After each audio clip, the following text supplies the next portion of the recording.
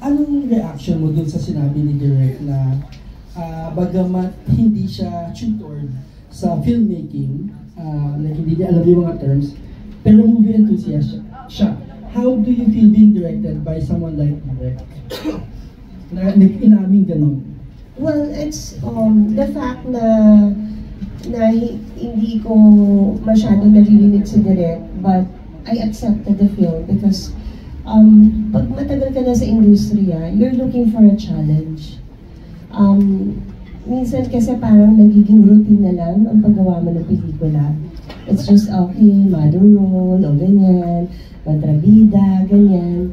Parang hindi na, sometimes, parang, ano mo yun, hindi, nawawala yung puso sa pelikula. So, I want something to do a film na medyo ibang atake naman.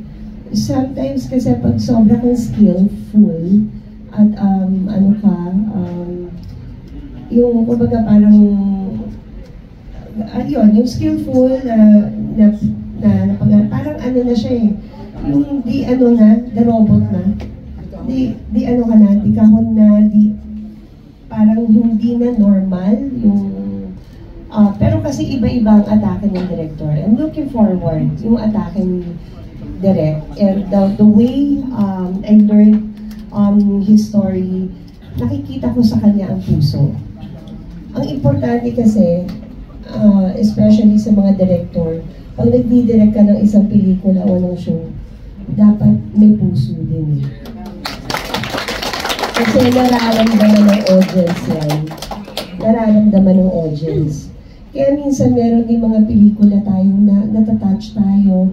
Sabihin na natin yung mga Korean novela. Like, meron the very first Korean drama series na napanood ko is Crash Landing on You. I think itong ginawa nila, may puso eh. May ano eh, kaya natatalo na tayo eh. Sometimes kasi para matapos na lang yung eksena, para matapos na lang to, nawawala na yung pati ano ng artista. Dahil kaya nga hindi rin ako naniniwala yung sobrang pagpuyatan natin to. Hindi ka na makakaarte minsan sa sobrang pagod eh. Diba? Yung minsan iiyak ka pa naman ng araw. Diba? Parang tapusin na lang natin to, sige.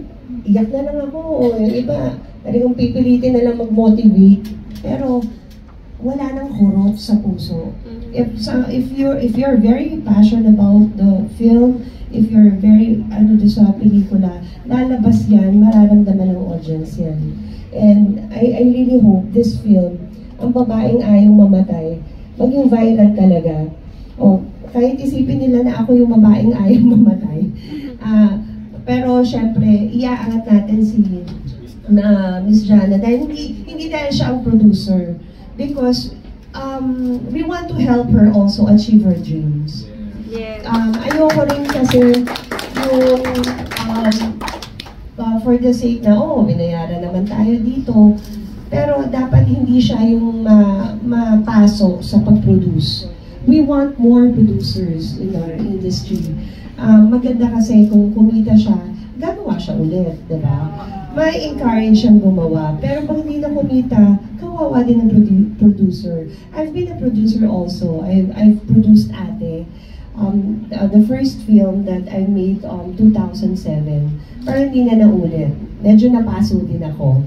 So, but as we go along, marami akong natututunan.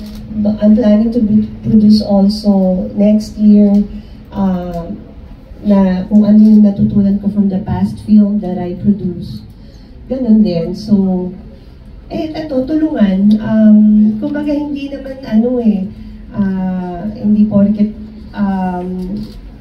ano na natin yan kasi kahit hindi kumita yan, hindi naman tayo producer niya. No, it's not that. Kung anong, yun ang ano ko, kahit indie film, kahit hindi mapa-TV show man, lahat ng best ko, nilalagay ko sa trabaho ko. Kasi because this is what I love to do. Pag mahal mo yung trabaho mo, mamahalin ka ng trabaho. Ayan, yun pa. So, last question ko pa din. So,